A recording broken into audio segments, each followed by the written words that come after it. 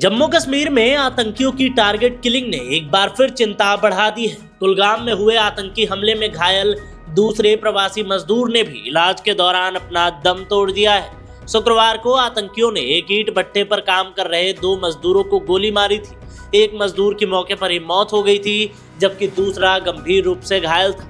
आज सुबह इलाज के दौरान उसकी भी मौत हो गई है। हमले में मारे गए दोनों मजदूर छत्तीसगढ़ के रहने वाले थे और रोजी रोटी कमाने के लिए जम्मू कश्मीर आए थे। इस घटना के बाद इलाके में सुरक्षा व्यवस्था कड़ी की गई है। साथ ही हमलावरों की तलाश के लिए भी अभियान चलाया जा रहा है। बीते 10 दिनों में टारगेट किलिंग की यह दूसरी बड़ी घटना है। इससे पहले अनंतनाग में आतंकियों ने एक पुलिस अधिकारी की गोली मारकर हत्या की थी। इस तरह 10 दिनों के भीतर एक पुलिसकर्मी और 2 प्रवासी मजदूरों सहित 3 लोगों की जान जा चुकी है। देखिए, इसको मैं 2 ही 3 शब्दों में बयान करूंगा। It is called frustration in the ISI circles.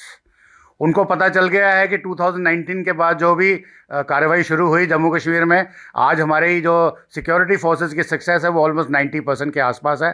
कोई भी टेररिस्ट किसी भी किस्म का आसपास कोई पर नहीं मार सकता। परंतु उन्होंने अभी क्या किया है, अपनी जो पुरानी 2-3 स्ट्रैटेजीज मैं आपको बताऊंगा। पहला, उन्होंने शुरू किया है targeting killing of the non Kashmiri labour. दूसरा उन्होंने जो किया है वो है उनकी रिहैबिलिटेशन पॉलिसी, जो स्लीपर सेल को भेजा है पीओके से या पाकिस्तान से विद द जेन्युइन वीज़ा के साथ में, प्रॉपरली अपने रिश्तेदारों के पास आके रह रहा है और वो लास्ट मोमेंट पे आकर के उनके इशारे पे ये काम करता है।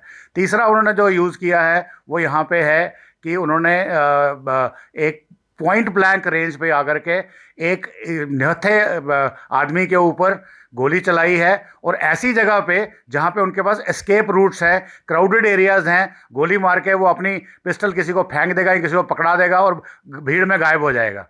तो ये सब जो स्ट्रैटेजीज उन्होंने यूज़ की हैं, ये 2 वजह से की हैं। एक तो पाकिस्तान के अंदर इस वक्त हर प्रोविंस के अंदर अनरेस्ट है, और पीओजेके में तो किलिंग्स चल रही हैं, ह्यूमन राइट्स वायलेशन जो हो रही हैं वो पूरी दुनिया के नज़रों में आ गई हैं, चाहे वो एमनेस्टी हो, चाहे वो United Nations human rights council हो, या पाकिस्तान की अपनी ह्यूमन राइट्स काउंसिल हो।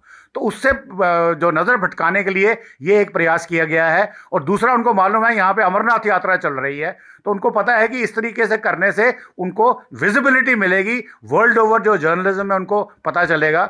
उस चीज़ को अचीव करने के लिए उन्होंने ये किया है। परंतु सिक्योरिटी फोर्सेस अलर्ट है। आई कैन शो यू, जो उन्होंने काम किया है वो बड़ी जल्द ही पकड़े जाएंगे, क्योंकि अभी modus operandi of the security forces has changed.